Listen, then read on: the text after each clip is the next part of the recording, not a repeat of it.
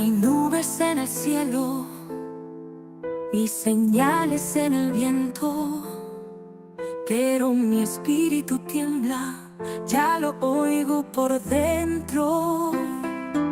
Sube el clamor al Carmelo, el altar aún humea, y en la tierra reseca una promesa despierta.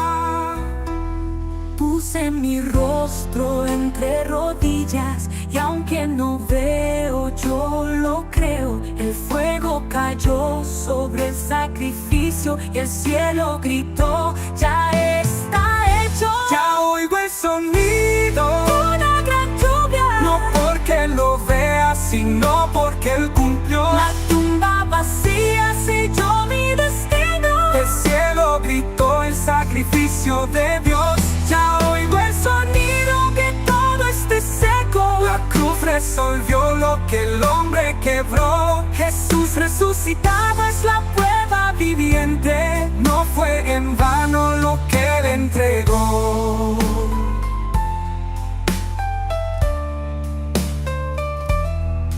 Aún no cae la tormenta, pero yo danzo en fe. La nube del siervo era pequeña, pero con fe basta con un amén. Elías no pidió confirmación, porque el fuego ya respondió. Donde hay un altar encendido, el cielo dice: aquí estoy yo. No se trata de sentir, es confiar en lo que ya está. Se trata de ver, es saber que Él volverá. El sacrificio fue aceptado, la maldición cancelada. Ya no hay separación, todo quedó resuelto en la cruz del Calvario.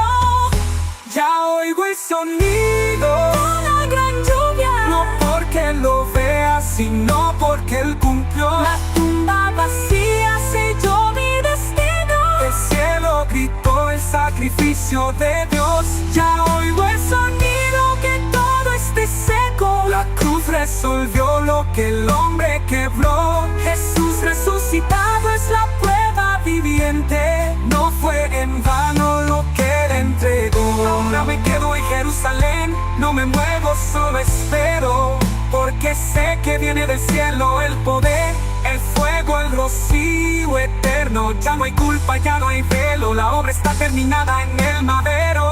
Y aunque no llueva aún en mi suelo, ya oigo el sonido del cielo entero.